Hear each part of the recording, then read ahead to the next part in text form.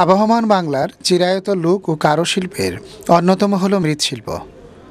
এই মৃৎশিল্পের ধারক ও বাহক রূপে আজও যারা প্রতিনিধিত্ব করছেন তারা হলেন বাংলার হিন্দুগোত্রীয় পাল সম্প্রদায়। এই পাল সম্প্রদায়ের মৃৎশিল্পীদের দৈনন্দিন জীবন প্রণালী, সুখ দুঃখ, হাসি কান্না তথা মৃৎশিল্প নিয়ে তাদের ভাবনা, ভবিষ্যৎ পরিকল্পনা ও চিন্তা চেতনার সাথে একাত্ম হওয়ার উদ্দেশ্যে আমরা সাভারের নয়ারহাট হতে বংশী নদীতে নৌকাযোগে রওনা হই ঢাকার ধামরাইয়ের কাকরানস্থ পাল বা কুমুরপাড়ার উদ্দেশ্যে। নৌকাযুগে যাওয়ার পথে বংশী নদীর দুই তীরের নয়নাভিরাম প্রাকৃতিক দৃশ্য, তীরবর্তী ছায়া সুনিবিড় লোকালয়, সবুজে আচ্ছাদিত ধানক্ষেত আর হলুদে রাঙ্গা সর্ষে ক্ষেতের দৃশ্য আমাদেরকে বিমুগ্ধ করে। এছাড়াও মৃৎশিল্পের অন্যতম উপকরণ মৃৎ বা মাটিবাহী নৌকাও আমাদের দৃষ্টিগোচর হয়। অল্প কিছুক্ষণের মধ্যেই আমরা পৌঁছে যাই আমাদের সেই কাঙ্ক্ষিত গন্তব্যে তথা কাকরানের কুমুর বা পালপাড়ায়। কাকরান পালপাড়ার কয়েকজন মৃৎশিল্পের কারিগর বা মৃৎশিল্পীর সাথে কথা বলি। মৃৎশিল্পের একজন কারিগর, সে মাটিটা মেশাচ্ছে বা মানে মাটিটা যেটাকে বলে, মাটিটা কি করছেন আপনি? মাটিটা এটা বানানো হচ্ছে। এই মাটিটা কোথা থেকে আনছেন? এটা এখানে আমাদের আছে, মালিক আছে, তাদের আর কি কাজ করি আমরা। তো এই মাটিটা কি কিনে নিতে হয়? আমরা কিনি না। মানে আপনি কি একজন কারিগর, মানে এই প্রোডাকশনে কাজ করেন? হ্যাঁ হ্যাঁ। আচ্ছা, একদিনে কত দেয় একজন কারিগরকে? এটা কোনো না আর কি, মাল হইলে 100 টাকা করে, 1 করে। আপনার বাড়ি কোথায়? আমাদের বাড়ি এখানে, এই কাকরান পালপাড়ায়? হ্যাঁ। তো আপনার নাম কি? আমার নাম লিপি পাল।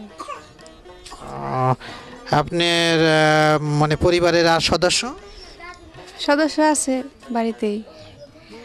আমার এক ছেলে এক মেয়ে, শাশুড়ি আছে। মানে আপনার হাজব্যান্ডের মারা গেছে 3 মাস হয়। এখন মানে আপনার আয়ের উপরে কি নির্ভর করে সংসার? হ্যাঁ। এই কাজ করে কি আপনার পোষায় না, কষ্ট হয়, তাও কি করুম, তাও করতে হয়। তো আপনি যদি এই কাজটা নিজে করতে পারেন না, যদি কিছু টাকা পয়সা কোথা থেকেও যদি কোনো টাকা পয়সা লোন টোন আসে বা কোনোভাবে নিজে করতে পারেন? না, এখানে তেমন সুবিধা নাই কি। যদি সরকার বা কেউ যদি কোনো দাতা সংস্থা যদি লোন দিত তাহলে কি এই নিজে কাজগুলো করতে পারতেন না? নিজে এটা তো পাই না, আমি নিজে করারই মতো এখানে নাই, জায়গা জোগা কম, তেমনই নাই। আপনাকে ধন্যবাদ। তুমি কোন কাননের ফুল কোন। শুধু দর্শক, আমরা আজ এসেছি ধামরাইয়ের কাকরান পালপাড়ায়, যারা মৃৎশিল্পের কারিগর। আমরা তাদের সাথে কথা বলছি, তাদের সুখ দুঃখের কথা শুনছি এবং তাদের এই যে নিপুণ হাতের যে তৈরি যে তৈজসপত্রগুলো আমরা দেখছি। তো এই মুহূর্তে আমরা এক কিশোরীর সাথে কথা বলতে যাচ্ছি। কি নাম তোমার? আমার নাম প্রিয়াঙ্কা পাল। প্রিয়াঙ্কা পাল, এই বাড়িটা তোমাদের? এই বাড়িটা আমাদের। এই যে মৃৎশিল্পের সাথে তোমার পরিবারের সব সদস্যরাই কি জড়িত? সবাই জড়িত। তুমিও কি এই কাজ করো? আমি এই কাজ করি বলতে মানে মাকে হেল্প করি। আমি পড়ালেখা করি, পড়ালেখার পাশাপাশি যেটুকু সময় পাই ওইটুকু সাহায্য করি আর কি। তুমি কি কি তৈরি করতে পারো? আমি এমনিতে কমপ্লিটভাবে কোনো কিছু তৈরি করতে পারি না, মানে মা করে কাছে, মানে করি আর দূরে নেই, এমনিতে কোনো কিছু বানাইতে পারি না। আচ্ছা, তুমি পড়াশোনা করছো? কোথায় পড়াশোনা করছো? আমি আই পাস করছি মির্জা গোলাম কলেজ থেকে, বিবিএতে পড়তেছি ধামরাইতে। তো তোমার কি এই শিল্পটাকে ধরে রাখার জন্য কি কোনো পরিকল্পনা আছে? তুমি তো শিক্ষিতা হচ্ছ, লেখাপড়া করতেছো, তো আগামীতে যে লেখাপড়া করে এই এই যে মৃৎশিল্পটা, এই শিল্পটাকে বাঁচায় রাখার কোনো চিন্তা আছে, যে ডেভেলপ চাও? এই কাজের প্রতি কোনো নাই। মানে এই কাজ এই কাজটা তুমি করতে চাচ্ছ না, বা এই কাজ শিক্ষিত হয়ে তো এইটা এই মৃৎশিল্পের উপরে তো একটা ইন্ডাস্ট্রি করা যেতে পারে, তাই এই ধরনের কোনো চিন্তা ভাবনা করছো না? না, এই কাজের প্রতি একটা অনীহা কেন? অনীহা পরিশ্রম, মানে পরিশ্রম অনুযায়ী পারিশ্রমিক পাওয়া যায় না, এর জন্যই। তা তোমার আগামী দিনের স্বপ্ন কি? তুমি তো এখন কি পড়তেছো বললে? হ্যাঁ, বিবেতে উঠতেছি। তা আগামী দিনের স্বপ্ন কি? তুমি পড়াশোনা করে কি চাকরি করতে চাও? চাই। আচ্ছা, তোমাকে ধন্যবাদ। ওকে, আপনাকে ধন্যবাদ। আবহমান বাংলার চিরায়ত এই লোক বা কারুশিল্পটি প্রায় বিলুপ্তির পথে। আমার নাম সীমা। আচ্ছা, আপনি এই যে কি তৈরি করতেছেন এটা? এটা যে দইয়ের পাতিল। এই দইয়ের পাতিলটা তৈরি করতে আপনার সময় লাগছে কত? সময় লাগে বানাইবে গেলে, যাগো চালু তারা জাত করে নামায়, আমার তো টিপে আস্তে আস্তে নামায়। আচ্ছা, মানে এই শিল্পের সাথে জড়িত কি আপনার আগে আপনার শ্বশুর বা আপনার শাশুড়ি তারাও কি এই মাটির জিনিস তৈরি করতো? হ্যাঁ, হেরা তৈরি করতো মাটির জিনিস, হাড়ি পাতিল। এই যে আমরা পাশে দেখতে পাচ্ছি, উনি কি আপনার স্বামী? হ্যাঁ আপনারা দুইজনই কারিগর এই বাড়িতে? হ্যাঁ, আমার এক ছেলে এক মেয়ে। মেয়ে পড়তে আছে, ছেলে কাজে গেছে। তো তাদের এই কাজে দেন নাই কেন? এই কাজে এর ভিতর আনেন নাই কেন? কাজে কোনো নাই তো, মাটির দাম বেশি, খড়ির দাম বেশি, মনে করলাম আমাকে চলা পাইনি এই কাজ করে। এই কাজ করে মানে পোষায় না, আগের মতো পোষায় না? না, পোষায় না। খড়ির দাম বেশি আর মাটিরও দাম বেশি, আমাকে চলবার পারি না। এই যে যে পাত্রটা তৈরি করছেন, এটি বিক্রি হবে কত? বিক্রি হয় 6 টাকা। আর আপনার উৎপাদন খরচ কত, মানে তৈরি পোড়ানো পর্যন্ত? মাটি 1.5 টাকা না 2 টাকা পড়ে জায়গা মাটিতে খাইয়ে বানাইতে, বুঝছেন। আর মাটি লাকড়িও নাগে 1.5 টাকা, তাহলে এই 2 টাকা আমাকে থাকে, 2 টাকা আমাকে ওই বেরসায় না।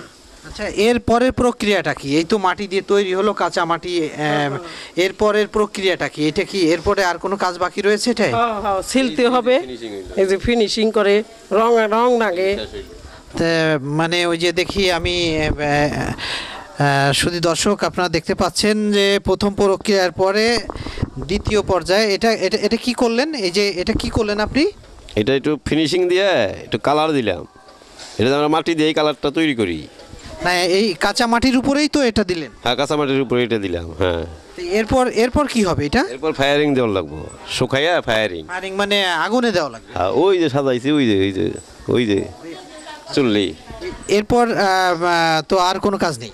না না, এটার মধ্যে আর কোনো কাজ নেই, এখন এটা খালি শুকানো আর ফায়ারিং বাকি। আপনাকে ধন্যবাদ। কি নাম আপনার? সুমারানী পাল। আপনি কি এই মাটির এইগুলো কি আপনি তৈরি করেন? হ্যাঁ, করি। আর কি তৈরি করেন? এই যে আপনার হাতে দেখতে পাচ্ছি, এটা কি? এটা দইয়ের বাটি। তো এই একটা দইয়ের বাটি তৈরি করতে কত সময় লাগে? যাদের হাত চালো তারা 1 মিনিটে করতে পারে। আচ্ছা, এই যে আর একজনকে দেখতে পাচ্ছি, আপনি কি এই বাড়ির সদস্য? না, এবার সদস্য না, কাজ করি আমরা। আচ্ছা, মানে টাকার বিনিময়ে কাজ করেন? যে প্রোডাকশনে কাজ করি। পাশে দেখতে পাচ্ছি, মানে উনি কি আপনার হাজবেন্ড? হ্যাঁ, আমার হাজব্যান্ড। কি নাম আপনার? আমার নাম শান্তিপাল। আপনার বাড়ি কোথায়? এই পাড়ায় ওই মাঝখানে। তা আপনি কি এখানে বেতনে কাজ করেন? না, প্রোডাকশনে কাজ করি। মানে প্রোডাকশনে কাজ করেন, মানে এর একটা বাসন তৈরি করলে আপনি, বা এর একটা পাত্র তৈরি করলে আপনি কত পান? 2.5 টাকা। একটাই 2.5 টাকা? আচ্ছা, আমরা এবার কথা বলতে যাচ্ছি, আমার মনে হয় উনি এই বাড়ির কর্তা। কি নাম আপনার? অবিনাশ পাল। তা আপনার ছেলে মেয়ে কজন, বা তারা সবাই কি এই শিল্পের সাথে জড়িত? না, সবাই না, এখন আমার বর্তমানে 4 ছেলে, 1 ছেলে মৃৎশিল্পের মধ্যে জড়িত, আর 1 ছেলে স্বর্ণের কাজ করে, 1 ছেলে মুদি দোকান করে। কেন স্বর্ণের কাজ, মুদি দোকান কেন? এই মানে আপনার যে মৃৎশিল্পের কাজ তারা ছেড়ে দিচ্ছে কেন? এতে কি পয়সা কমে গেছে বা কোনো? না, পয়সা মনে করেন আগের মতো নাই, মানে মাটির দাম বেশি, লাকড়ির দাম বেশি, মাঝে পোষে বেচা না, এই জন্য তারা ছেড়ে দিছে। ধন্যবাদ আপনাকে। মৃৎশিল্পের বিলুপ্তির পিছনে কারণ অনুসন্ধানে জানা যায় মৃৎশিল্পের উপকরণ, জ্বালানি, নির্মাণ ব্যয় বৃদ্ধি ও উৎপাদিত দ্রব্যের কাঙ্ক্ষিত মূল্য না পাওয়া। এছাড়াও বাজারে মাটি দিয়ে তৈরি পণ্যদ্রব্যের বিকল্প হিসেবে প্লাস্টিক, বিভিন্ন সিনথেটিক তথা পলিমার সামগ্রীর প্রাচুর্যতার কারণে দিন দিন হারিয়ে যাচ্ছে আবহমান বাংলার চিরায়ত এই কারু বা লোকশিল্পের অন্যতম মৃৎশিল্পটি। আপনার নাম কি? আমার নাম আরতি কানু। আপনি কি আপনার এই বাড়িটা কি আপনার? আমার তো আপনার বয়স কত হবে? এত বলতে পারো না আমি। 100 বছর কি হয়েছে? না, এত হয় নাই। তো আপনার ছেলে মেয়ে কজন? আমার 3 ছেলে, আসলে 1 ছেলে মারা গেছে, এই যে এই 3 মাস হয় মরছে, আর 2 ছেলে। আর সবাই কি এই মৃৎশিল্পের সাথে জড়িত? এই যে মাটির যে তৈজসপত্র তৈরি হয়? হ্যাঁ হ্যাঁ। কেউ কি অন্য পেশায় যায়নি, অন্য কোনো কাজে যায়নি? 2 ছেলে গেছে সোনার কামে, ওখানে চোখে টুই দেখে, ওখানে তারা সোনার কাম করতে পারে না। এখন এই যে এই বাড়িতে আপনি তো অনেক বছর এসেছেন, তাই না? তো এর আগে আপনার মানে আপনার শ্বশুর শাশুড়ি তারাও কি এই কাজ করতো? এই কাজ করতো, হ্যাঁ। জমি না ছিল, জমিনে ধান খাইতো আর এই কাজ করতো, গাওয়াল করতো। আচ্ছা, আপনাকে ধন্যবাদ। পাল সম্প্রদায়ের সাথে কথা বলে জানা যায় যে তাদের বাপ দাদার তথা পূর্বপুরুষের বংশানুক্রমিক এই পেশা মৃৎশিল্পের প্রতি দিন দিন বৃদ্ধি পাচ্ছে তাদের অনীহা। তারা তাদের ভবিষ্যৎ বংশধর বা প্রজন্মকে এই পেশার প্রতি আর উৎসাহিত করতে চান না।